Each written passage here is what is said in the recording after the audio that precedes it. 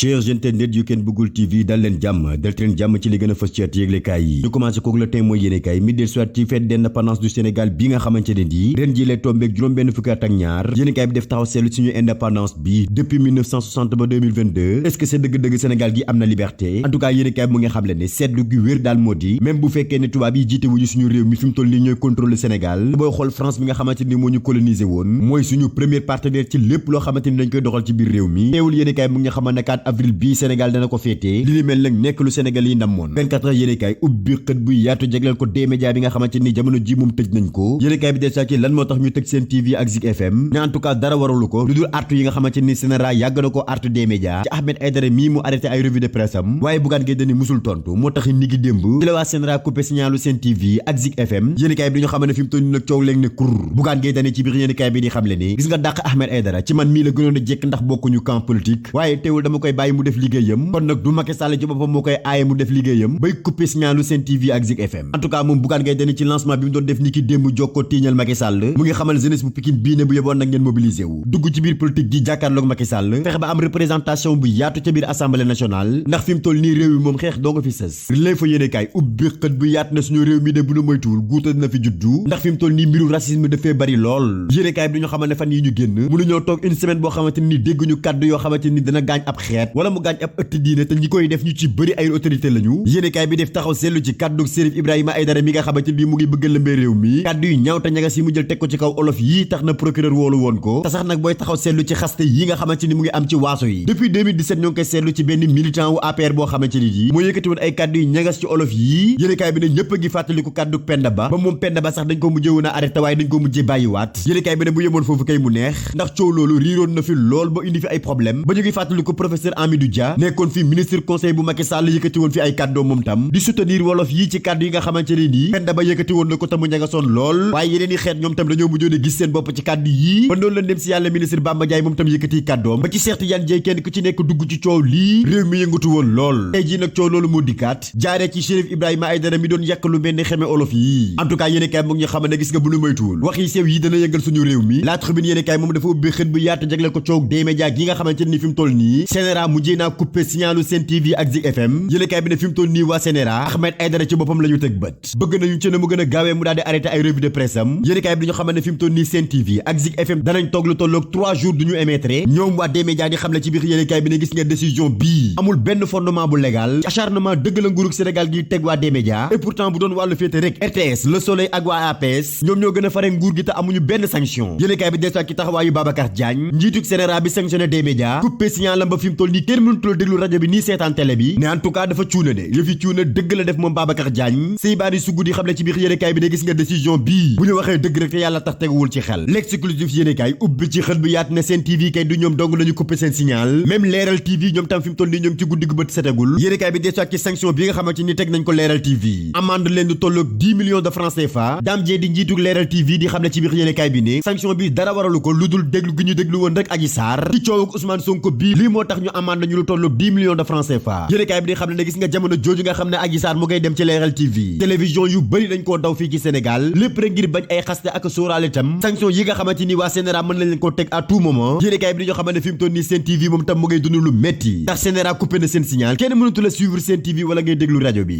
L'Observateur ubbi xët bu yaatu jagleel ko tout politique ji nga xamante ni fi mu toll nii jax na lool yéene kaay bi dañoo xamante ne gis nga diggante Karim Wade ak Macky Sall mii fi mu toll nii jege woon nañu lool et pourtant bu nu moytuwul Karim Wade bii dana jël tànkam bii dugal ko ci biir APR yéene kaay bi def taxaw seetlu ci stratégie Macky Sall bi nga xamante ni fi mu toll nii moo ngi bëgg a sonal ak opposition bi Boubacar Camara di xam ne ci biir yéene kaay bi ne gis nga Macky Sall ñor la def ci wàllum politique lépp lu muy def daf koy togg ba mu ñor ba su ko yekkee du am benn coow nii dong la def nag digganteem ak Khalifa Sall Ousmane Sonko ba ci Karim Wade mi nga xamante ni benn tànkam mu ngi ci biir APR Walf Quotidien moom def taxaw seetlu ci parti politique yi gën a yàgg ci Sénégal yéene kaay bi dañoo xamante ne gis nga PS ak PDS ba ñu pertee nguur gi ba léegi si fi mu toll nii mënuñoo jóg yéene kaay bi dañoo xamante ne fi mu toll nii waa PS ak PDS bu ñu nekkoon picc ñu ne seeni laaf dafa tooy ba ñu pertee nguur ba léegi si mënuñoo jugaat li leen paralysé ba mënuñoo jugaat lépp gi ci biir yéene kaay bi Les Échos yéene kaay moom ubbi xët bu yaatu jagleel ko coog Miss Sénégal 2020 bi nga xamante nii lëmbee woon na réew mi lool yéene kaay bi dañu xamante ne fi mu toll nii Aminata Badiane dafa dugg ci mbusi ba mbaa kumba de gannaaw ba procureur seetloo ne dossier bii waa police ñoom ñoo njëkk ubbi enquête bi li moo tax dossier bi fi mu toll nii procureur jébbal na ko sûreté urbaine ngir mu commencé waat enquête bi yéene kaay bi def révélation bu rëy ci coow lii tey xam le ne ndekete Ndeye Fatou Dione mësta porter plainte Aminata Badiane kon nag mën nañ seppi ci coow coow lii Aminata Badiane ba mu set wecci ndaxte yoonam nekku ci li gën a bees ci dossier Miss Sénégal 2020 bi lépp gi ci biir yéenekaay bi Vox Populi ubbi xët bu yaatu di ñu nettali mbir bu doy waar bu am ca diwaanu Rufisque yéenekaay bi dañoo xamante ne benn xale bu jigéen daal boo xamante ni amul lu dul ñaar fukki at ak benn moom la groupe bu xale yu góor jàpp di ko tëddee yéenekaay bi dañoo xamante ne xale yu góor yooyu toll nañ ci juróom-ñaari ponkal li mel mu ngi tombé bi Sénégal gagné coupe d'Afrique bi nii la juróom-ñaari xale yu góor yi profité ci xale bu jigéen bi tëddee ko yàq ko yaxeet ba fi mu toll nii laa la wax nii parents yu xale bu jigéen bi ñu ngi topp ci justice ngir mu ubbi ci enquête ba léegi si France daani xëddeem Sénégal de loo ne du fi am rek dafa fekk ne gisagoo ko wala sax nag déggagoo ko a baax na nañu toog rek lu ne dina fi am kon nag ñu yend ak jàmm ba suba ak jàmm incha allah.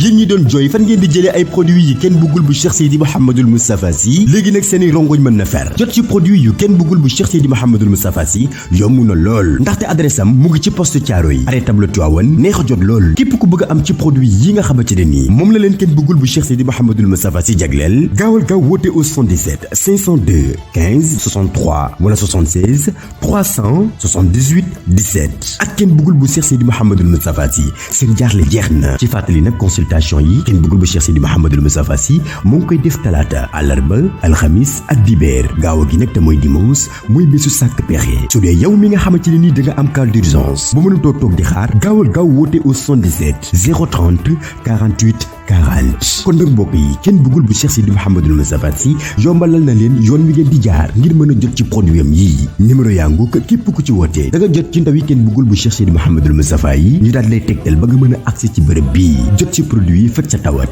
bu dee rendez-vous privé yi kenn bëggul bu Cheikh Seydi Mouhamadul Moustapha Sy jox na leen ñaari bés di altine bu jot ak àllarba bu jot bu ñetti waxtu jotee jàpp juróomi waxtu maanaam 15 heures jàpp 17 heures kenn bëggul bu Cheikh Seydi Mouhamadul Moustapha Sy daal moo gaaw ci tawat yi gaaw ci poche yi kon nag jaarama kenn bëggul bu Cheikh Seydi Mouhamadul Moustapha Sy